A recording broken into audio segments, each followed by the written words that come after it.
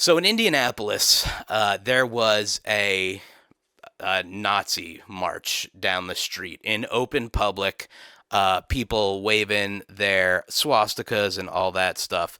So I want to share this article with you guys, and I want to share a piece of footage I saw of this going down.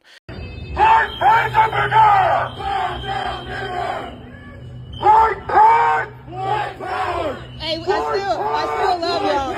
I still love you.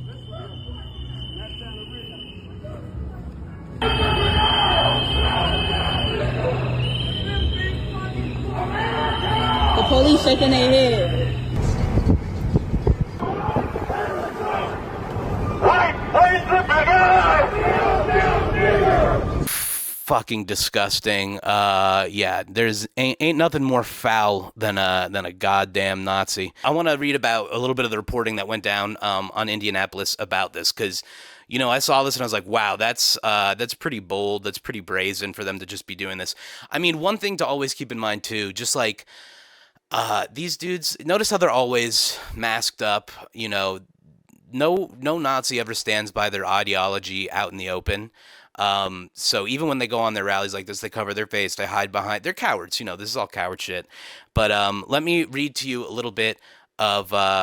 Indiana is super open about that shit. Yeah, so I don't know like so much about Indiana. It is a small group of people. It's but you know what? One is too many.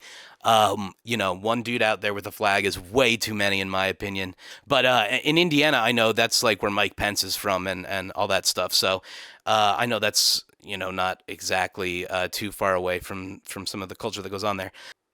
The guys who screamed about not being able to breathe if they wore a mask during COVID. Exactly. Like, yeah, Nazis can breathe when it's not about public safety, but when it is, they suddenly can't breathe.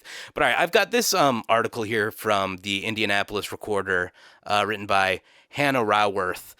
Just to give you guys an idea of what the general public interpretation of all this stuff was. Yeah, the hetero pride stuff in Idaho is what I was talking about. But here's what this article says: a group of masked individuals waving Nazi flags marched around Monument Circle on August 16th, drawing swift condemnation from city officials, law enforcement leaders, and civil rights groups. Dressed in black and carrying flags emblazoned with red swastikas, the marchers were seen chanting white power and giving Nazi salutes. Some were reportedly armed.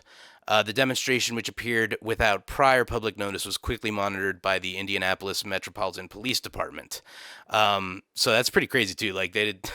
There's not even like anyone knew that this was gonna go down. But I guess like if you're a Nazi piece of shit, you don't exactly like tell the town that you're gonna go do a Nazi fucking thing. But going on with this article, they continue saying, yesterday a hate group chose to march in downtown Indianapolis. Their attempt to spread messages of fear and division stands in direct contrast to the values of our city, Bailey said in a statement.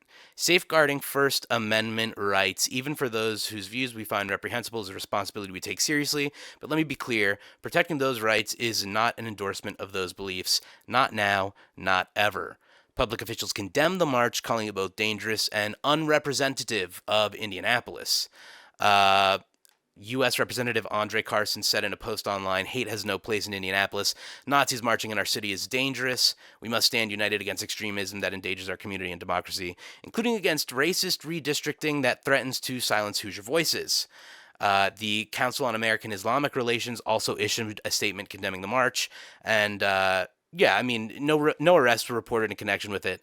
And as you can see in that video, I don't know if you noticed that the person filming them was still like, I still love you, like you can be a hateful piece of shit, but I still love you, which is, crazy. I respect people who can take the high road like that, but I don't love you Nazis. I hope you guys fucking trip and fall or whatever, I think that's the extent of what I can say. But, I find this display really interesting because I didn't hear like so much about this event that happened. However, I heard, plenty of people claiming that, support for Palestinian voices during, the genocide in Israel is anti-Semitic, right? There's a real problem with the conflations of anti-Semitism, Zionism. Obviously, we all know this is something we've been living in for the past few years. But at this point, I still personally see some people like on my Facebook timeline and things like that, because I have some older people in my orbit. I work for an orchestra, so I do have older people around me. Not that I hear people from those corners saying things necessarily, but I I do see people that are older liberals, who are still, making this about an identity thing and about, some sort of being against Israel is anti-Semitic. It's so blatant what is and isn't in this day and age. I don't think that question can even be asked anymore. If you at this point can see what goes on, um, and conflate support for starving children, because that's the other thing too.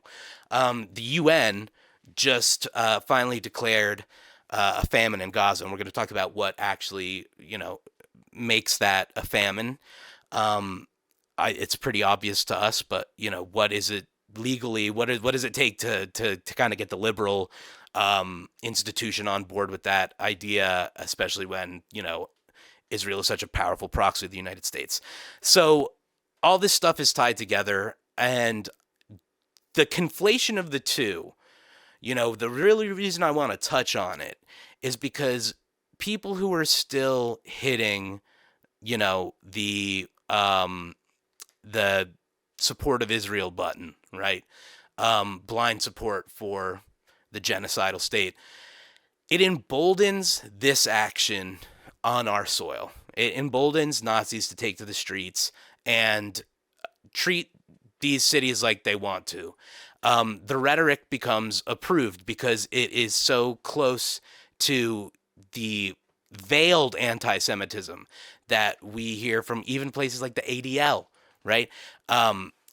Places that are supposed to support Jewish voices end up creating this sort of thing when they conflate Israel with this.